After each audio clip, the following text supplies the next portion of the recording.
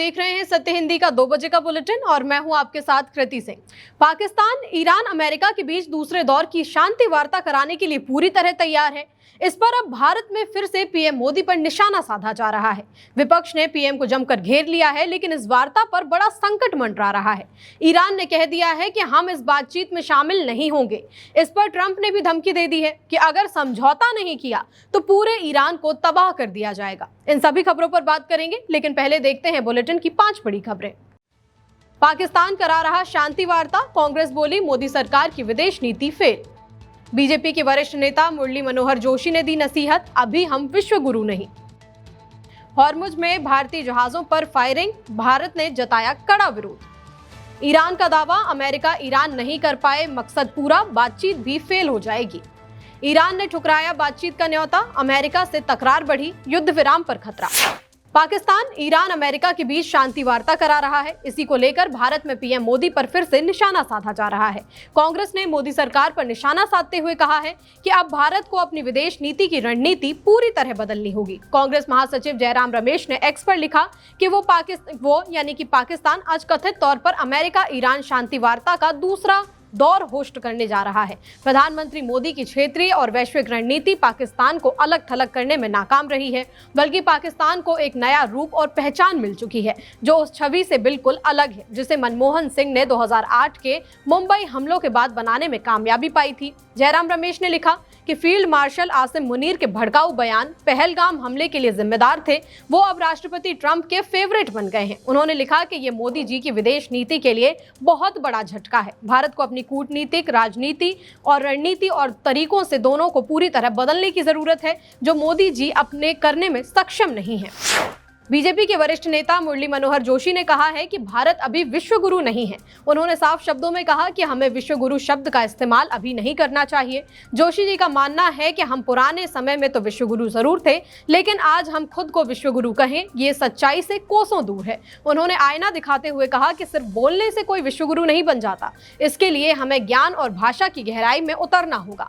जोशी जी की ये नसीहत अब राजनीतिक गलियारों में खूब सुनी जा रही है। ईरान ट्रंप में भारी तनाव के बीच अब हॉर्मुज भारतीय जहाजों पर हुई फायरिंग से भारत सरकार बेहद नाराज है। शनिवार को हॉर्मुज में भारतीय जहाजों पर अचानक फायरिंग कर दी गई।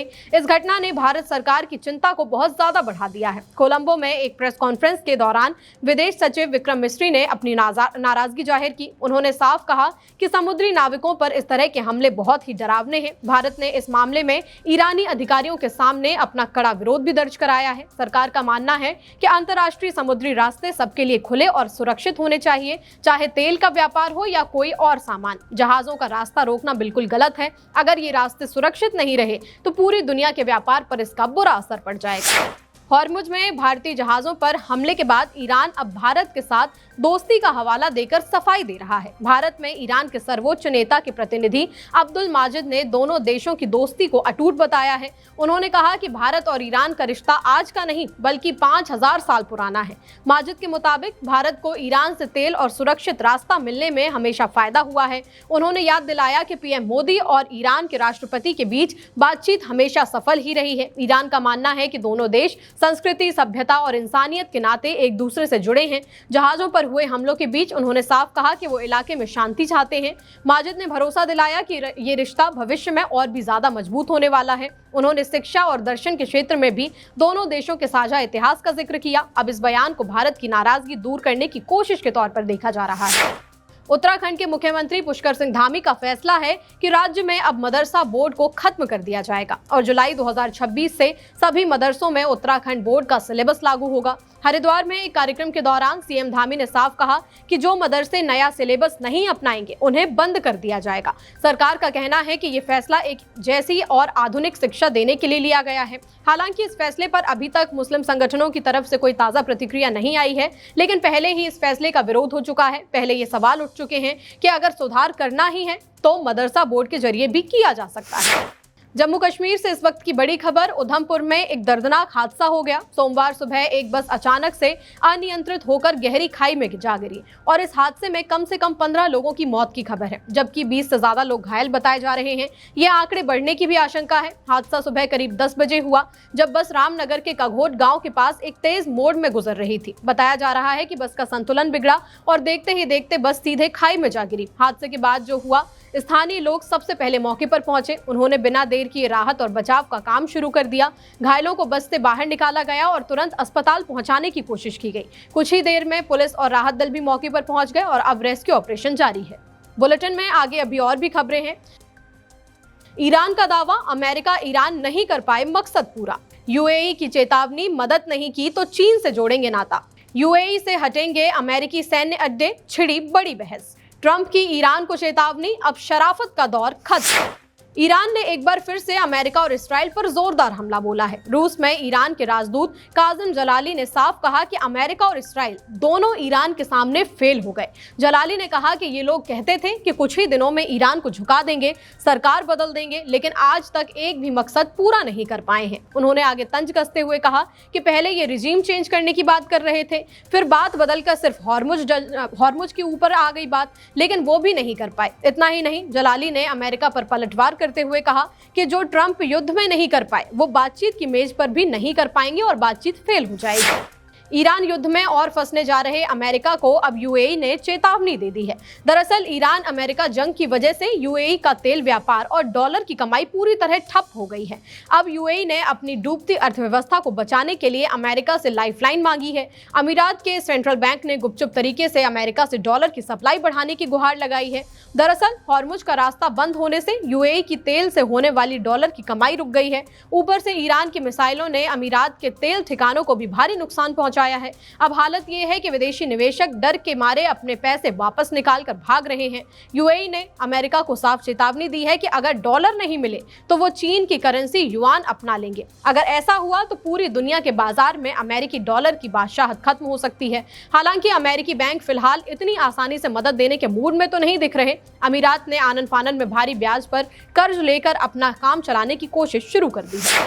ईरान के साथ हालिया जंग के बाद अब यूएई में अमेरिकी सैन्य अड्डों को हटाने की मांग तेज हो गई है। खबर है कि संयुक्त अरब अमीरात यानी यूएई अब अमेरिका से दूरी बनाने की सोच रहा है। वहां के बड़े जानकारों का कहना है कि अब अमेरिकी सैन्य अड्डों की कोई जरूरत नहीं है। यूएई के मशहूर विश्लेषक अब्दुल खालिक अब्दुल्ला ने इसे देश पर बोझ बता दिया है। उनका मानना है कि अमेरिकी बेस अब सुरक्षा देने के बजाय देश के लिए खतरा बनते जा रहे हैं। दरअसल हाल ही में ईरान ने यूएई के मौजूद अमेरिकी ठिकानों पर मिसाइल हमला किया था और अपने बचाव के लिए बनाए गए बेसिस से यूएई को भारी नुकसान हुआ। वो ईरान के निशाने पर है। हालांकि यूएई ने अपने रक्षा प्रणाली से मिसाइलों को हवा में मार गिराया। इसी कामयाबी के साथ अब यूएई को अपनी सैन्य ताकत पर पूरा भरोसा हो गया है। वहां बहस छिड़ गई है कि जब हम खुद की रक्षा कर सकते हैं तो विदेशी फौज क्यों रखें। अगर ये मांग मानी गई तो खाड़ी देशों में अमेरिका का दबदबा पूरी तरह खत्म हो सकता है। अमेरिका और ईरान के बीच होने वाली अहम बातचीत अब खटाई में पड़ती दिख रही है। सोमवार को होने वाली शांति वार्ता से ईरान ने साफ मना कर दिया है। दरअसल ईरान का कहना है कि अमेरिका एक तरफ बातचीत का नाटक कर रहा है और दूसरी तरफ उनके जहाजों पर हमले भी कर रहा है। हाल ही में अमेरिकी राष्ट्रपति ट्रंप ने ईरानी जहाज पर फायरिंग का आदेश दिया था। इसी हमले और बंदरगाहों पर लगी पाबंदी की वजह से ईरान बेहद गुस्से में है। तेहरान की मीडिया का कहना है कि जब तक पाबंदी नहीं हटती तब तक कोई भी बातचीत बेमानी है। ईरान ने साफ कर दिया है कि अमेरिका की शर्तें बिल्कुल नाजायज हैं और दिखावटी हैं। उधर पाकिस्तान में बैठे अमेरिकी दूत भी अब इसे बिना किसी नतीजे के वापस लौट सकते हैं। इस तनाव की वजह से अब खाड़ी देशों में चल रहा युद्ध विराम भी खत्म होने वाला है। अगर ये समझौता टूटा तो इस पूरे इलाके में फिर से भीषण बमबारी शुरू हो सकती है। अमेरिकी राष्ट्रपति ट्रंप ने ईरान को चेतावनी दे दी है कि अगर समझौता नहीं हुआ तो वो पूरे देश को तहस नहस कर देंगे। राष्ट्रपति ट्रंप ने कहा कि अब शराफत दिखाने का दौर खत्म हो चुका है। उन्होंने कल हॉर्मुज में हुई फायरिंग को लेकर ईरान पर जमकर गुस्सा भी निकाला। ट्रंप ने कहा कि ईरान ने ब्रिटिश और फ्रेंच जहाजों पर गोलियां चलाकर समझौता तोड़ा है। ट्रंप ने ईरान के सामने एक समझौता रखा है जिसे वे बेहद जायज बता रहे हैं। उन्होंने धमकी दी है कि अगर ईरान ये डील नहीं मानता तो अंजाम बहुत बुरा होगा। अमेरिकी सेना ईरान के हर पावर प्लांट और हर पुल को पूरी तरह तबाह कर देगी। ट्रंप ने कहा कि वो वही करेंगे जो पिछले 47 सालों में किसी अमेरिकी राष्ट्रपति ने नहीं किया। उन्होंने कहा कि अब वक्त आ गया है कि ईरान की स्किलिंग मशीन का खात्मा कर दिया जाए।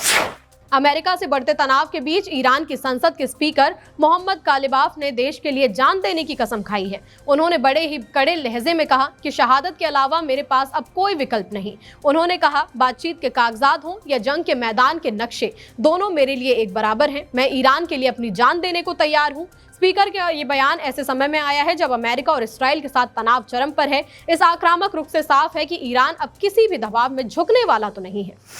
ईरान की राजधानी तेहरान में हजारों लोग सरकार के समर्थन और अमेरिका के विरोध में सड़कों पर उतर आए हैं। प्रदर्शन कर रहे लोगों का कहना है कि उन्हें अमेरिका पर अब रत्ती भर भरोसा नहीं है। तेहरान की महिलाओं ने साफ कह दिया है कि अमेरिका ने आज तक अपना कोई भी वादा पूरा नहीं किया। लोगों का मानना है कि कूटनीति अपनी जगह है, लेकिन अमेरिका से सावधान रहना बहुत जरूरी है। प्रदर्शन में शामिल युवाओं ने जोश में कहा कि ईरानी जनता जंग में बिल्कुल नहीं डरती है। उनका दावा है कि अगर हमला हुआ तो ईरान और भी ज्यादा ताकत के साथ पलटवार करेगा। जनता की मांग है कि ईरान की सरकार ट्रंप की धमकियों के आगे बिल्कुल न झुके। तेहरान की गलियों में गूंज रहा है कि ट्रंप को सिर्फ ताकत की भाषा ही समझ आ सकती है। स्पेन के प्रधानमंत्री पेड्रो सांचेज ने इस्राएल के साथ यूरोपीय संघ के सभी व्यापारिक और रणनीतिक रिश्ते खत्म करने का प्रस्ताव रखा है। स्पेन के प्रधानमंत्री पेड्रो सांचेज ने ऐलान किया है कि वो मंगलवार को यूरोपीय संघ के सामने एक बड़ा प्रस्ताव रखेंगे। इस प्रस्ताव में मांग की गई है कि यूरोप इस्राएल के साथ अपना एसोसिएशन एग्रीमेंट पूरी तरह खत्म कर दे।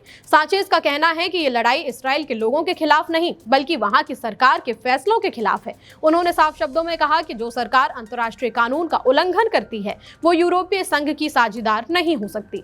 सांचेज के मुताबिक यूरोप के मूल्य और नियम सबके लिए एक बराबर होने चाहिए। अगर इस्राएल इन नियमों को तोड़ रहा है तो उसे मिलने वाली व्यापारिक छूट तुरंत बंद होनी चाहिए। स्पेन के इस सख्त रुख ने अब इस्राएल और यूरोप के बीच हड़कंप मचा दिया है। फिलहाल के लिए इस बुलेटिन में इतना ही। देश दुनिया की तमाम बड़ी खबरों के लिए आप देखते रहिए सत्य हिंदी। नमस्कार।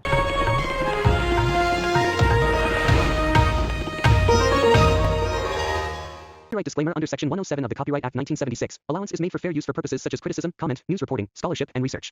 Fair use is a use permitted by copyright statute that might otherwise be infringing.